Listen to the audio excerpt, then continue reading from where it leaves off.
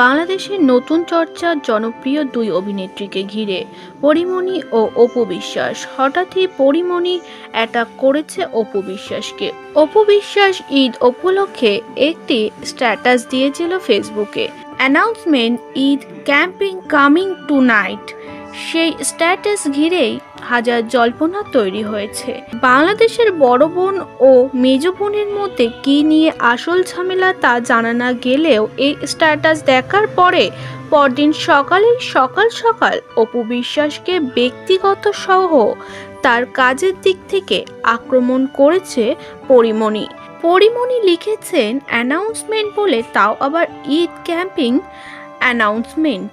বাবাকেও একটা China phone দিয়ে এখনকার পিচ্ছা পোলাপান দিনে কয়েকশো ভালো রিলস বানায় র্যান্ডামলি।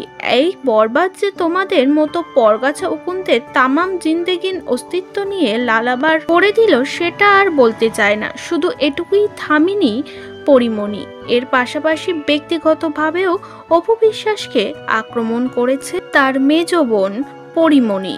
অহংকার আর আত্ম অহংকারের তফাৎ বুঝতে চেষ্টা করো। নিজ যোগ্যতায় অর্জন করতে হলে আগের সফল মানুষকে নিয়ে হিংসাত্মক আক্রমণ বন্ধ করে একদম নিজের ফুটাঙের দিকে আগে আঙুল দিয়ে পিও। পৃথিবীতে অনেক বদনাম ঘুচে যায় একটা নামী নামের জন্য, কিন্তু বদনামী লোক নামী মানুষের নামে আসতে পারে না। তবে এবার দুই বনুয়ার ঝগড়া নিয়ে কথা বললেন অভিনেত্রী শাবনাম ইয়াসমিন বুবলি, যাকে একসময় অ্যাটাক করেছিল পরীমনি। মানুষ বাঁচেই কয়দিন, সেখান থেকে যদি আমরা সারাক্ষণ নেগেটিভিটি নিয়ে থাকি, তো এই যে আমরা একে অন্যজনকে এভাবে কোনো কিছু নিয়ে আসলে এখনকার সময়টা অনেক বেশি অস্থির হয়ে যাচ্ছে।